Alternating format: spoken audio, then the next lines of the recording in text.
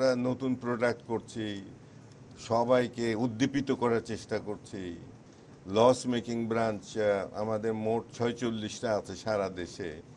তো সেগুলো যাতে লস মেকিং না থাকে, সেই ক্ষতস্থান থেকে বার হয়ে আসি, সেগুলো চেষ্টা করছি।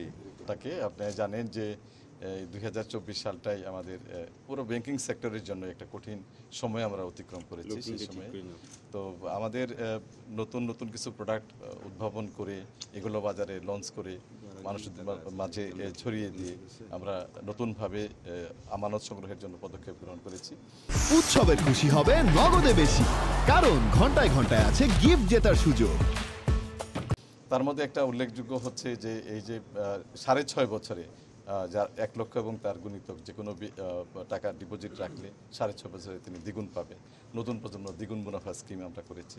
আমরা এই যে মানুষের ক্ষুদ্র ক্ষুদ্র যে আমানত সেগুলোকে সঞ্চয় করে ডিপিএস আকারে রেখে যাতে একটা সময়ে তার পারপাস সার্ভ করার জন্য সেখান থেকে ভালো একটা টাকা মানে জোগাড় করতে পারে, সেই জন্য আমরা জনতা ব্যাংকের ডিপিএস প্রোগ্রাম চালু করেছি। যে ডিপিএস প্রোগ্রামটা রাষ্ট্রায়ত্ত অন্যান্য ব্যাংকের চেয়ে আকর্ষণীয় মুনাফার হারে এটা হয়েছে। আমাদের আমার সঞ্চয় আমার মুনাফা এরকম একটা স্কিম আছে যেখানে প্রতিদিনের ইন্টারেস্ট পায়, সেই এই ব্যবস্থা আছে। অ্যাকাউন্ট আমাদের বেশ কিছু ধরনের স্টুডেন্টের কাম থেকে শুরু করে আরও অনেক প্রোডাক্ট আছে যেগুলো বাজারে ভালো অবস্থায় আমরা আছি।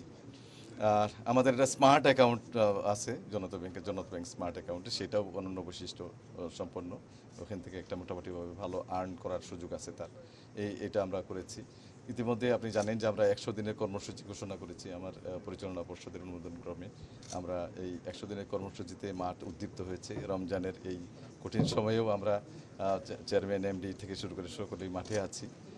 সারা দেশব্যাপী জনতা পরিবারে একটি নতুন জোয়ার আমরা মনে করব যে শুরু হয়েছে সবাই। আর ইতিমধ্যে আপনি জানেন যে 2025 সালকে আমরা ঘুরে দাঁড়ানোর বছর বলেছি। যে ছোট ক্ষত সৃষ্টি হয়েছে সেই ক্ষত সারিয়ে আমরা ওভারকাম করবো ইনশাল্লাহ। আমরা আমাদের রিকভারির জন্য বেশ কিছু টাস্ক ফোর্স গঠন করেছি। মাঠ পর্যায়ে বিভিন্ন কমিটি হয়েছে, আমাদের পরিচালনা পর্ষদের সদস্যরাও সেখানে অংশগ্রহণ করছেন।